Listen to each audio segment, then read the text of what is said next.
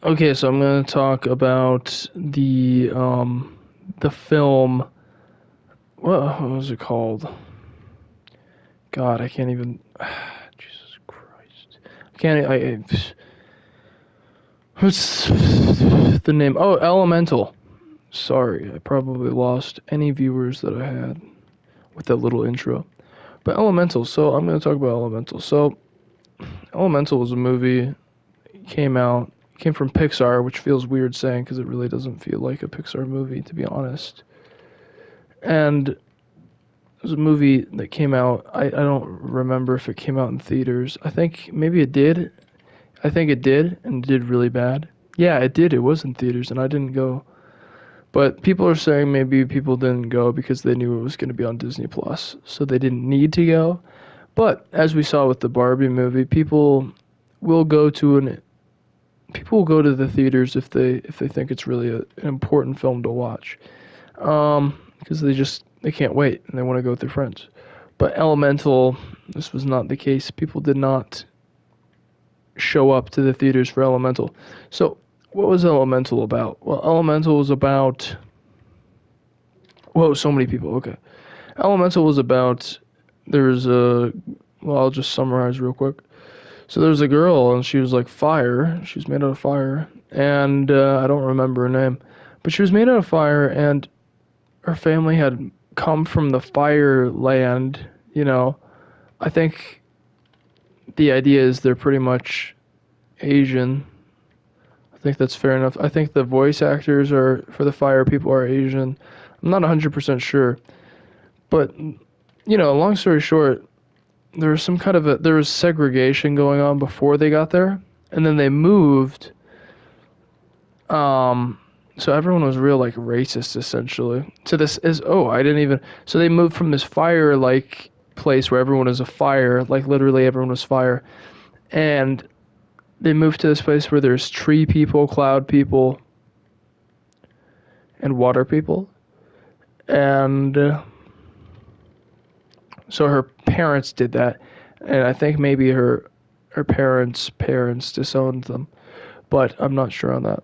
But it was a big thing that they did, and so this girl, she grew up in this city that has all the elements, all four of them, um, and so she's growing up there, and so they like fast forward to when she's there, and her dad owns a shop that's essentially a restaurant slash general store, it seems like, and they sell like fire food. It's like coals, and it's like a special recipe type thing. And the idea is, and the daughter's always wanted to, so it doesn't seem that conflicting. The idea is that the daughter is gonna inherit the shop, but then she doesn't. In the end, she doesn't end up wanting to do that. But I guess I'm kind of getting ahead of myself. So her dad is giving her more responsibilities. Her dad's, I think, getting sick and stuff. I don't recall exactly, but I think that's what was happening. And so basically, they were preparing to get her to be the owner pretty soon. Um, yeah, he was like getting old and weak. Yeah, so she was doing more of the stuff, and there's this water leakage. Well, also she had these emotional outbursts that were really hard. It's like she wasn't good at handling customers, and this was the most worrisome thing about her taking over the business is that she wasn't good with customers. But there was a leak. Oh, she caused the water leak actually because she had such a big outburst that it literally like broke pipes. So not only was she having an outburst, which sucks, but then on top of that, pipes got exploded, and then the place started flooding in water, which obviously isn't good for a fire people that literally are fire, because water kills fire. So this guy, who's actually made out of water, comes out of the pipe.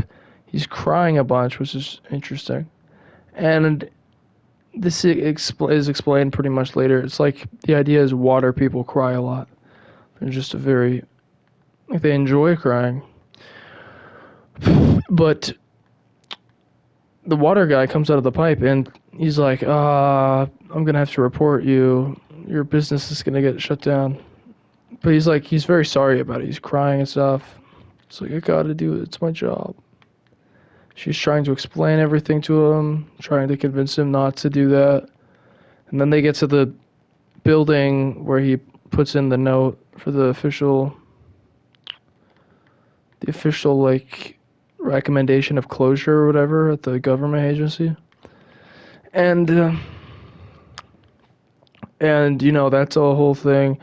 They make a deal where if she like fixes the problem, then she can stay. And then the guy and her are doing all this stuff to fix the water. They're in it together. They start bonding. They start dating, which is a big thing. It's kind of a forbidden love type thing. And she ends up meeting with the water people, with the family, and they're wealthy and she's good at her secret talent is she's good at like glass work. Like she can like with her fire turn like sand into really cool like vases and stuff. So that's what she does. And then the family people are like, oh, I'd invest in your vase business. So then when she gets the business that her dad owns, she like doesn't really want it. So it's kind of sad and bittersweet and weird.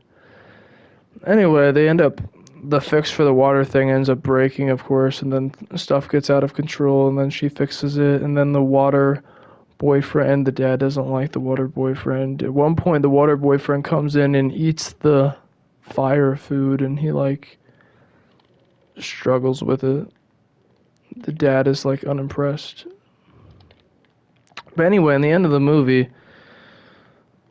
everything's pretty much groovy. I think pretty much ends with everything good. At one point the water guy dies, but it's like a fake death, and they get him back by he turns into steam, and then they get him back because they get him to cry because they start talking about stuff. He reappears. So yeah, so she ends up with the water guy. She ends up with her vase business, so everything ends up good. They don't even kill off the dad during the movie, so it's not even like that. So I remember thinking it was just really bad.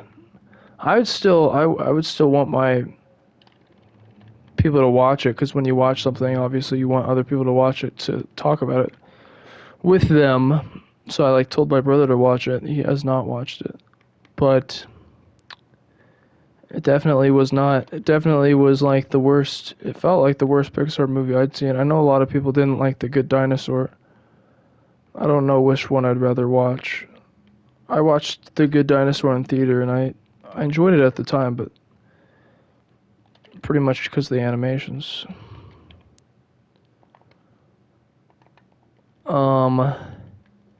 You know, if you guys have any thoughts on Elemental, if you saw it, then you should comment it. If you've made it this far, that's crazy. If you've made it this far, you should like the video, in my opinion. You know, well, obviously in my opinion, because it would help me out. But